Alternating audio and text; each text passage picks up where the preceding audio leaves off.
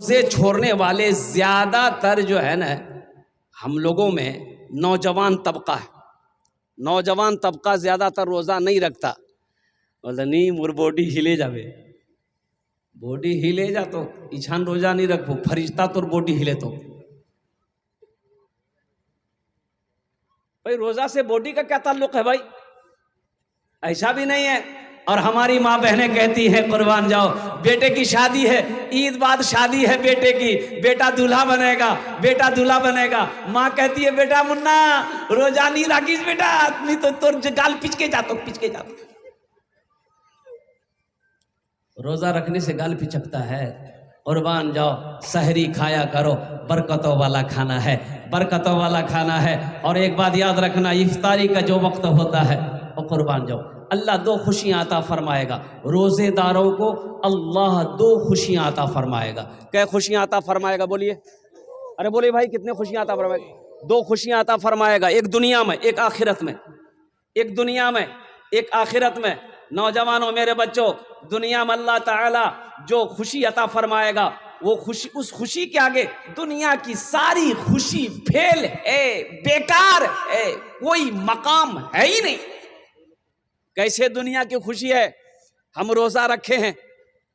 अच्छा देखिए, रोजा जब आप रखे तो आपको एहसास होना चाहिए कि नहीं मोर रोजा लागो कि मैं रोजा छी। तो ये एहसास कब होगा? ये एहसास जब होगा जब आप सहरी कम खाइएगा। अब यहां तक सहरी खा लीजिएगा तो हजम होते होते 4 बज जाएगा, असर का टाइम हो जाएगा, तो आपको रोजा का एहसास होगा क्या? एक आदमी सहरी खा के मार डेकार ले रहा था, की भेले मियां क्या कर रही है? बोले भैया सहरी खानू ना अनपच है गई है, तो कम खा, मुख्तसर खाती। बोला मुख्तसर खाते हम, तो मुख्तसर की क्या लो? बोले भैया छोटा पराठा 1 किलो दूध। ये मुख्तसर छे ज्यादा की है वे। सहरी कम खाइए ताकि दोपहर तक वो जो सहरी आपने खाया है वो जगह पकड़ ले। अल्हम्दुलिल्लाह दोपहर से जोहर से आपको भूख लगना शुरू हो जाए, ताकि वो चक्की जो अंदर में चल रही है, जो मशीन चल रही है, वो खाली चलता रहे। रोजा रखने के बाद एहसास होना चाहिए कि ना मी रोजा छी, मुझे आज एहसास लगो हो कि मुझे भूख लगेगी है, मुझे प्यास लगेगी है, आज रोजा छी। और कुर्बान जाओ, और इफ्तारी के वक्त की दुआ, इफ्तारी के वक्त की दुआ, और जो खुशी इफ्तारी के वक्त में, इधर कचरी है, इधर घुमनी है, इधर चूड़ा, इधर मूढ़ी है, इधर मिठाई है, इधर फल है, इधर तरबूज है, इधर अनार है, इधर अंगूर है, इधर सेब है, इधर केला है। इफ्तारी भी मुख्तसर करो। किलोटा, पपीताटा, चबूजटा, अंडोटा, पेप्सीटा, कोला कोका, सब फैक्ट्री में भर रहा। और अगर मजमे में दस्तरखान के अंदर में अगर 10 आदमी, 15 आदमी, 20 आदमी अगर एक साथ अगर इफ्तारी कर रहा है, हाथ उस वक्त बहुत तेजी के साथ चलता है कि जल्दी ने खत्म है जावे। भाई मुख्तसर इफ्तारी करो ताकि तरावीह की नमाज में परेशानी ना हो। इसलिए कि वक्त कम रहता है, वक्त कम रहता है, इसलिए कि मगरिब और इशा के दरमियान में वक्त कम है। अगर आप ज़्यादा खा लेंगे, लोड कर लेंगे, तो पता ये चलेगा कि उधर उल्टा हुआ है, इधर तरावी की नमाज हो रही। भाई अमोर से नहीं है वे, क्या नहीं है वे? बोले भाई अभी खड़ा नहीं हुआ सको यार, फैक्ट्री तो भर लियो, तो खड़ा हुआ कहाँ जाएगा? इसलिए मुख्तसर इफ्तारी कीजिए। पहले सबसे पहले मगरिब की नमाज पढ़िए, नमाज पढ़ने के बाद चाय वगैरह जो भी है आप इशा की तैयारी कीजिए, तरावी की तैयारी कीजिए। फिर तरावी की नमाज के बाद अल्हम्दुलिल्लाह अल्लाह जो भी नेमत दे आप खाना शिकम शेर होकर खाएं। और जब आप रमज़ान में एक बच्चे और एक बात और मैं बताता चलूँ मेरे बच्चों कि सहरी में जब उठा करें तो कोशिश कीजिए कि तहज्जुद की नमाज हम अल्हम्दुलिल्लाह कम से कम 2 रकात पढ़ें, कम से कम 2 रकात नमाज तहज्जुद की। इसलिए कि रोज़ाना सहरी में उठना अल्हम्दुलिल्लाह, हो सकता है रमज़ान की बरकत से अल्लाह तहज्जुद पढ़ने की आदत डाल दे। अल्हम्दुलिल्लाह सुम्मा अल्हम्दुलिल्लाह। ओह, इफ्तारी के वक़्त दुआ मांगा करो। इफ्तारी के वक्त की दुआ को अल्लाह रद्द नहीं करता बल्कि अपनी बारगाह में कबूल फरमाता है। इफ्तारी के वक्त में दुआ किया करें, दुआ किया करें। छोटे छोटे बच्चों के साथ में दस्तरखान में बैठे हैं तो वहाँ पर अल्हम्दुलिल्लाह इफ्तारी लेकर बैठे हैं, छोटे बच्चों के साथ में दुआ करें। शायद अल्लाह इन छोटे बच्चे मासूमों के तुफैल में हमारी दुआ को अपनी बारगाह में कबूल अता फरमा ले। रोज़ा पाबंदी के साथ तीजों रोज़े रख लो, अल्लाह तेरे पिछले गुनाहों को माफ़ अता फरमा देगा। बड़ा मुबारक महीना है। या अय्युहल्लज़ीना आमनू कुतिबा अलैकुमुस्सियाम कमा कुतिबा अलल्लज़ीना मिन क़ब्लिकुम लअल्लकुम तत्तक़ून। मेरा अल्लाह कहता है, ए ईमान वालो, रोज़ा तुम पर फर्ज किए गए जैसा कि पहले लोगों पर फर्ज किए गए थे। क्यों? ताकि तुम तकवा वाला बन जाओ, ताकि तुम परहेजगार बन जाओ, ताकि तुम मुत्तकी बन जाओ। इसलिए मेरे बच्चों, मेरे नौजवानों, इंशाअल्लाह 30 रोज़े रखेंगे इंशाअल्लाह। इंशाअल्लाह। एक आदमी रोज़ा रखता था, नदी में 5 मरतबा नहाता था। कै मरतबा नहाता था? तो लोग कहते थे, भैया ती क्या अतेला ना गुसल करो ही थी, कोई बीमारी छो ना की? बोला भैया मुख बीमारी नहीं है, मुख गर्मी बहुत लागो, जब तक हम गुसल नहीं करते हमको चैन नहीं मिलता है। सुन मोर 4 रोजा है गई आज। नदी में डुबकी लगाए, गोता लगाए, नदी से बाहर निकल जाए, बोले मोर मन फ्रेश। दिन में 5 मरतबा नहाता था। वो नहाता नहीं था, एक दिन पकड़ा गया, वो डुबकी लगा के पानी पीता था। उसको प्यास लगती थी ना, वो डुबकी लगाता था, पानी पी करके बाहर निकल जाता था। एक बार डुबकी लगाया, पानी पीने के लिए मुंह जो खोला, टेंगरा मछली मुंह में घुस गई। तब पता चला कि ओ ये रोजा नहीं रखो, ये रोजा रखे पानी पियो। इसलिए मेरे बच्चों, मेरे नौजवानों, ये रमजान का महीना पाबंदी के साथ 30 रोजे रख लो, अल्लाह तेरे पिछले गुनाहों को माफ फरमा देगा। सुभान अल्लाह। पिछले गुनाहों को अल्लाह माफ कर देगा। बनी इस्राइल का वाक़या है। इमामुल अंबिया जनाब मोहम्मद रसूलुल्लाह सल्लल्लाहु तआला अलैहि वसल्लम इरशाद फरमाते हैं, अपने सहाबा को ये वाक़या सुना रहे हैं, ये किस्सा सुना रहे हैं। मेरे जानिसारों, मेरे प्यारों, बनी इस्राइल में एक बहुत बड़ा कातिल था, 99 आदमी को मार चुका था, 99 आदमी को टपका चुका था, 99 आदमी का कत्ल कर चुका था। लेकिन आखिर था भी तो इंसान था। सोचा कि एक दिन मौत आएगी, अल्लाह अपने सामने खड़ा करेगा, फिर मेरा रब पूछेगा कि 99 आदमी को क्यों मारा? मैं क्या जवाब दूंगा? ये दुनिया है, तौबा का दरवाजा खुला है, शायद मैं तौबा कर लूं तो अल्लाह मेरी तौबा कबूल कर ले। तो एक राहिब के पास गया, राहिब के पास गया, बैठा। राहिब ने पूछा कैसे आना हुआ? बोला कि हजरत मैंने 99 आदमी को मार चुका, तौबा करना चाहता हूं, मेरी तौबा कबूल होगी? तो राहिब बोला चल हट, जो दूर जो, शर्म कर, 99 आदमी को मार के तौबा करने आया, हरगिज़ तेरी तौबा कबूल नहीं होगी। बोले अच्छा नहीं है बे? बोला नहीं है तो? बोला अच्छा ठीक है। निकाला तलवार, बोला जब तौबे कबूल नहीं होगी तो तुम जिंदा कह रहोगे, हम 99 कह रखेंगे, 100 कहे न मारे। उसकी भी गर्दन उड़ा दिया। कहते होल, अरे बोलो न कत होल? 100 है गेल अल्हम्दुलिल्लाह। फिर कुछ दिन गुजरे, एक आलिम के पास गया, सामने बैठा आलिम ने पूछा क्यों आए, कहाँ से आए? मैं फला जगह से, फला मकाम से आया, एक मसला पूछनी है। हाँ मसला पूछो, क्या है? बोला कि हजरत मैं 100 आदमी को मार चुका हूँ, अब मैं तौबा करना चाहता हूँ, क्या मेरी तौबा कबूल होगी? और वहाँ जाओ।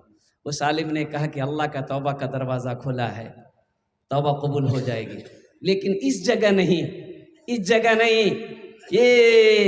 ये जगह नहीं, ये गंदा जगह है, ये वो जो फला मकाम देख रहा है, वो बस्ती देख रहा है, कहा कि देख रहा हूँ, जब फला बस्ती चला जा, नेक लोगों की बस्ती है, नेक लोगों की रहने की जगह है, उनकी सोहबत में रह जाकर अल्लाह तेरी तौबा को कबूल कर लेगा।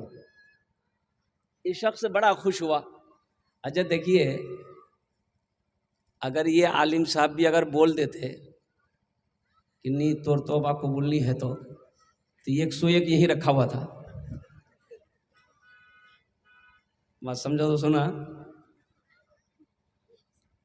खुशी के मारे इस बस्ती से निकला, इस बस्ती से निकला ही चंद कदम आगे बढ़ा था, ठोकर लगी, गिरा, मुंह के बल गिरा।